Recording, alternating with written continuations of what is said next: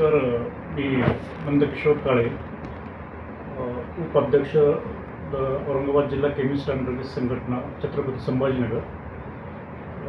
आपल्याला सर्वांना माहितीच आहे की आमच्या केमिस्ट अँड ड्रगिस्ट संघटनेच्या वतीने उद्या 20 मेला पूर्ण भारतभर या ठिकाणी बंदचं आयोजन केलेलं आहे. तर बंद कशासाठी?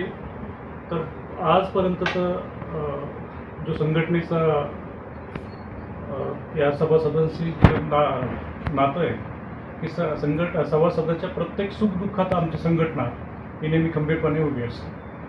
आणि आजच्या या उद्याच्या बंदचे जे विषय आपल्यासमोर आता मी मांडतोय की सर्वात मोठा मुद्दा या बंदचा आहे की ऑनलाईन पद्धतीने जी औषधी विक्री आपल्या देशामध्ये मोठ्या प्रमाणात चालू आहे, त्या ऑनलाईन विक्रीच्या अनुषंगामध्ये सांगायचं झालं तर ऑनलाईनमध्ये सगळ्यात जास्त बोगस कारभार मेडिसिनमध्ये आत्ता चालू आहे. म्हणजे तुम्ही स्पुरियल ड्रग असतात किंवा डुप्लिकेट ड्रग जे बनतात आपल्या देशामध्ये ते ऑनलाईन पद्धतीनेच वितरित करून या चेनमध्ये आणले जातात. आणि म्हणून आमचा मोठ्या प्रमाणात विरोध हा कोणत्या गोष्टीला उद्याच्या बंदमध्ये असणार आहे तर तो ऑनलाईन पद्धतीने जे आपल्या औषधी विक्रीचं जे रॅकेट आपल्या देशात चालू आहे त्याला सर्वात मोठा आमचा संघटना म्हणून विरोध असेल. ऑनलाईनच्या बाबतीत जर आपण थोडं खोलात गेलो तर लक्षात येईल की कोविड काळामध्ये शासनाने एक GSR 220 म्हणून एक अध्यादेश काढला होता. आणि त्या काळात बरेचसे लॉकडाऊन असल्या कारणाने काही प्रमाणात पेशंटला घरी औषधी नेऊन देण्यासाठीचा तो त्यावेळेचा सरकारने काढलेला अध्यादेश होता.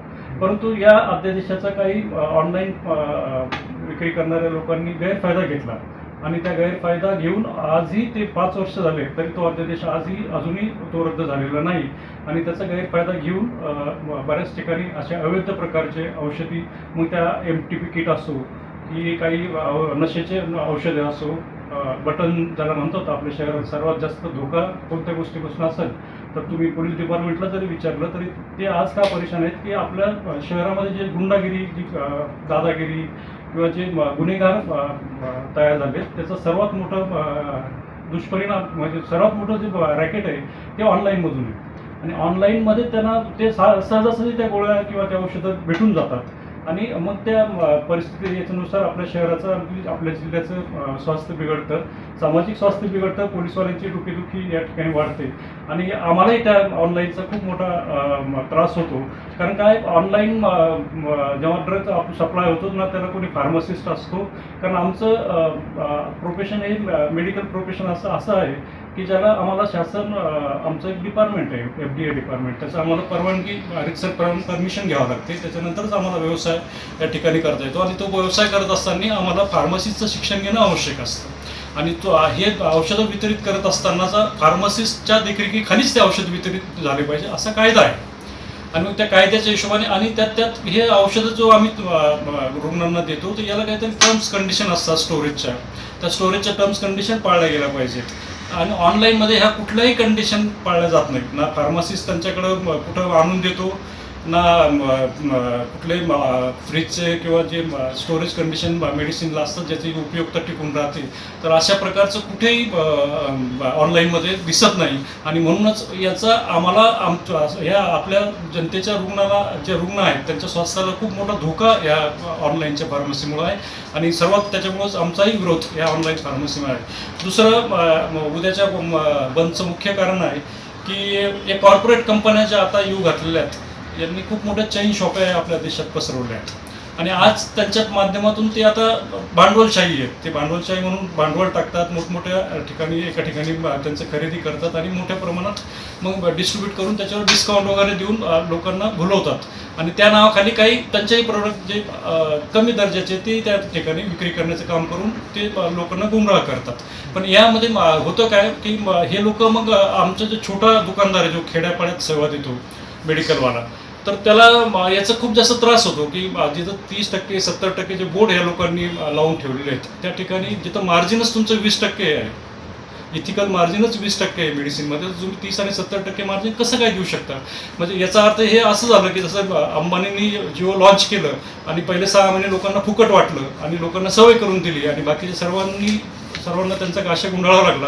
त्याच प्रमाणात उद्या ही भांडवलशाही ही औषधीमध्ये सुद्धा येईल आणि आमच्या लोकांनाही उद्या गाशा गुंडाळावा लागेल, आमचेही लोक संपतील आणि उद्या कॉर्पोरेट लोकांच्या हातात ही सगळी सिस्टीम जाईल आणि उद्या मग ते कोणत्या रेटमध्ये विकतील याची कल्पना तुम्हाला जीवन आलीच असेल. तिसरा आमचा जो आहे की आम्ही शासनाकडे बऱ्याच वेळेला असं पाठपुरावा करतो या गोष्टींचा की या देशातली जी पारंपरिक चैन पद्धती आहे वितरणाची ती टिकली पाहिजे. मग तो कुठलाही बिझनेस असो, त्यात आमचा मेडिसिनचा बिझनेस असो, की कंपनीपासून ते शेवटच्या ग्राहकापर्यंत ती द्यायची जबाबदारी ही आमची आहे आणि ती सिस्टीम जर तुम्ही जर संपवायलाच निघालात तर मग या देशाला कोणीच चालू शकत नाही. आणि म्हणून मी विनंती करतो आमच्या सर्व केमिस्ट अँड ड्रगिस्ट संघटनेच्या सभासदांना की मोठ्या प्रमाणात उद्या या संपामध्ये सहभागी व्हा आणि आपण सरकारला आपली एकजूट या ठिकाणी दाखवून दिली पाहिजे, तरच याच्यावर काही ना काही मार्ग निघेल आणि या देशाच्या आणि पर्यायाने या देशातील रुग्णांचा जीवाशी जी खेळ आता सध्या चालू आहे तो बंद होईल.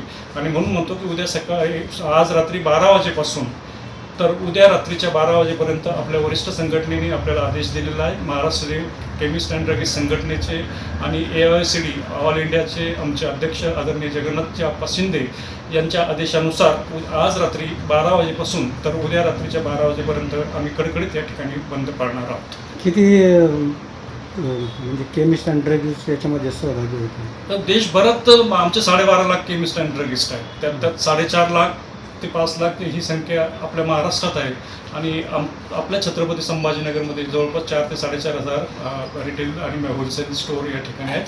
ते सर्वच्या सर्वजण या बंदमध्ये सहभागी होते. तुम्ही शासन स्तरावर आता काय काय पाठपुरावा केला आहे तुमच्या मागण्यासाठी? आमची संघटना नेहमी म्हणजे आमची ऑल इंडिया संघटना असो किंवा आमची MSCD असो महाराष्ट्र आमचे असोसिएशन ही नेहमी पाठपुरावाच असते. आमचे अध्यक्ष आदरणीय आप्पाजी जगन्नाथ आप्पा शिंदे आणि आमचे सचिव अनिल भाऊ नावंदर हे नेहमीच शासनाशी या गोष्टीवर चर्चा करत असतात आणि आज आम्ही बऱ्याच वेळेला ह्या ऑनलाईनच्या बाबतीत बऱ्याच वेळेला शासनाची पाठपुरावा केला पण आजपर्यंत शासनाने आमच्याकडे लक्ष दिलं नाही.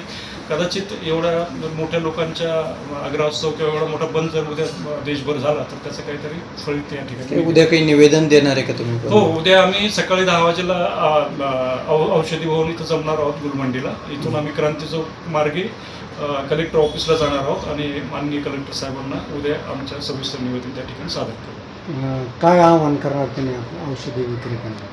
मी सर्व आमच्या केमिस्ट अँड ड्रगिस्ट संघटनेच्या सर्व औषधी विक्रेते संभाजीनगरचे आणि खास करून आमच्या सर्व सदस्यांना या ठिकाणी जाहीर निवेदन करतो की उद्याच्या होणाऱ्या बंदमध्ये सर्वांनी म्हणजे सर्वांनी सहभागी व्हावं. उद्याचा बंद म्हणजे बंदच करायचा आहे अशा हिशोबाने म्हणजे ही आपल्या भविष्याची उद्याची नांदी आहे आणि म्हणून आपल्याला सर्वांना आवाहन करतो की उद्या या बंदमध्ये आपण सर्वांनी सहभागी व्हावं. धन्यवाद.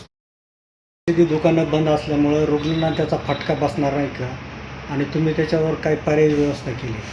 हो, साहजिक आहे. बंद म्हणल्यावर सर्वच मेडिकल स्टोअर जर बंद राहिले तर रुग्णांची नेहमी नक्कीच धावपळ या ठिकाणी होणार आहे.